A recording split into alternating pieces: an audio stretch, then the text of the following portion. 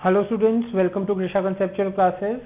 Now this is question number 16 from exercise 6.5 chapter number 6 triangles. One of the most easiest question, लेकिन समझ के करेंगे तो ही easiest है. तो सबसे पहले question पढ़ते हैं और इसकी फिगर बनाते हैं. In an equilateral triangle, again एक equilateral triangle दिया हुआ है जिसमें हमें prove करना है that 3 times square of one of the side is equal to 4 times square of one of its altitude. तो हमें क्या क्या चाहिए, एक फिगर बनाते हैं सबसे पहले. equilateral triangle. So I have made this equilateral triangle, triangle A, B and C. So one of the sides, कोई भी एक साइड ले लेते हैं, AB, BC या AC, and one of the altitude भी चाहिए. तो हमें क्या करना पड़ेगा, एक altitude भी बनाना पड़ेगा. चाहिए तो बनाना ही पड़ेगा. AD, ठीक है. तो अब हमें देखो प्रूफ गिवन क्या है और टू प्रूफ क्या है. Given to us that AB is equals to BC is equals to CA, क्योंकि ये इक्विलेटरल ट्राइंगल है, and AD is perpendicular to BC. This is also given to us, क्योंकि यहाँ पर हमें एक ऑल्टीट्यूड बोला गया है, तो ऑल्टीट्यूड हमने अपनी मर्जी से AD बना लिया. आप चाहें तो B से भी बना सकते हैं, C से भी बना सकते हैं, मैंने A से बना लिया. अब टू प्रूफ क्या है.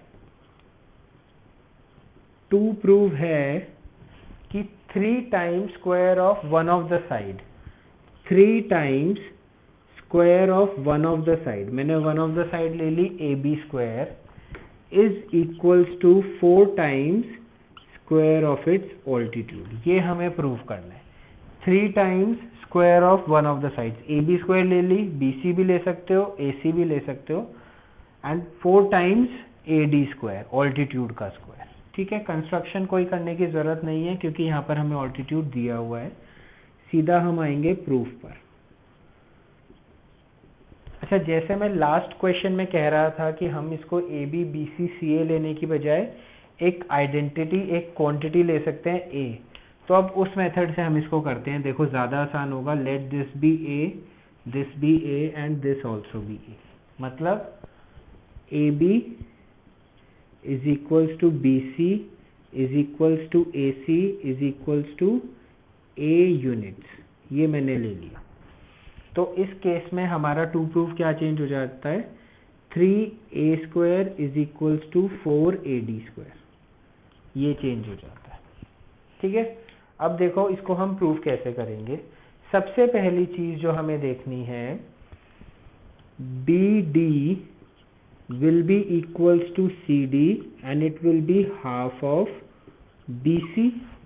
ऐसा क्यों होगा, because AD is altitude which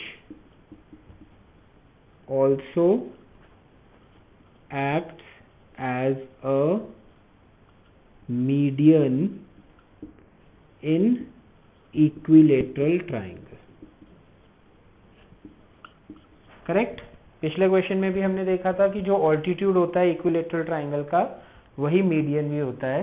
तो BD is equals to CD is equal to half of BC. That means BD is equals to CD is equals to A/2, क्योंकि हमने BC को जो है वो A लेट किया हुआ है, तो इट विल बी A/2. ठीक है.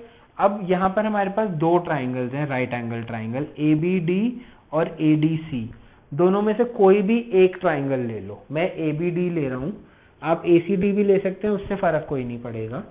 इन triangle ABD by Pythagoras theorem. Again Pythagoras theorem लगानी है. क्या कहेगी पाइथागोरस थ्योरम, ऑल्टीट्यूड क्या है. Now this is the right angle triangle, तो ऑल्टीट्यूड होगा हमारा AB square is equals to AD square plus BD square. ठीक है. अब AB को हमने क्या लिया हुआ है, A लिया हुआ है, तो इसको हम लिख देते हैं A square is equals to AD square. AD square को अब हम हाथ नहीं लगाएंगे, इसको छेड़ेंगे नहीं. क्यों, क्योंकि हमें फाइनल आंसर में AD स्क्वायर चाहिए, प्लस BD स्क्वायर. अब बी डी स्क्वायर क्या है, सब्स्टिट्यूट करेंगे, B D square is a/2 का whole square, correct. B D is equal to C D is equal to a/2। अगर आप दूसरा ट्राइंगल लेते हैं तो उसमें क्या आता है, a c square is equal to A D square plus c d square. Again c d को आप a/2 लिख देते और ए सी को a लिख देते, सेम इक्वेशन आती। अब a वाली साइड्स को एक तरफ, a वाले टर्म्स को एक तरफ ले जाएंगे और ए डी को एक तरफ रहने देंगे, तो this will be A square minus A square by 4 is equals to A D square. तो एलसीएम लेंगे, 4a square minus A square upon 4 is equals to A D square, that is 3a square, ये 4 इधर चला जाएगा, is equals to 4ad square. हो गया proof. ए square की जगह कुछ भी रख दो, ए बी रख दो, बी सी रख दो, सी ए रख दो, डजेंट मैटर। मैंने ए बी लिया हुआ है, मैं ए बी रख देता हूँ। तो 3 टाइम्स ए बी का square is equals to 4 times A D का स्क्वायर, हेंस प्रूव्ड। ठीक है, तो छोटा सा क्वेश्चन था, जो हमने लास्ट क्वेश्चन में करा है उसका हाफ पार्ट था ऑलमोस्ट। लास्ट क्वेश्चन में हमारे पास एक टर्म और थी जो उसको 1/3 में डिवाइड कर रही थी, यहाँ पर वो नहीं है। सो अगेन इक्विलेटरल ट्राइंगल्स की प्रॉपर्टीज याद होनी चाहिए, समझ में आ गया होगा अब आपको ये क्वेश्चन। क्या अप्रोच यूज करिए, अगर आप ए को लेकर करते हैं तो मैंने ये क्वेश्चन करा दिया है। पिछले क्वेश्चन में, क्वेश्चन नंबर 15 में भी आप ए को लेकर कर सकते हैं, कंफ्यूजन दूर करने के लिए कि ए बी रखें या बी सी रखें या ए सी रखें। लास्ट में जो मन करे वो रख दे, या जो हमें क्वेश्चन में प्रूफ करने को दिया हुआ है वो रख दे। ठीक है, तो इसी के साथ क्वेश्चन नंबर 16 के साथ हम इस एक्सरसाइज को एंड कर रहे हैं। क्वेश्चन नंबर 17 बहुत आसान क्वेश्चन है, कन्वर्स ऑफ पाइथागोरस थ्योरम लगेगी, वो आप अपने आप से आराम से कर सकते हैं, उसमें कुछ समझाने लायक इतना खास है नहीं।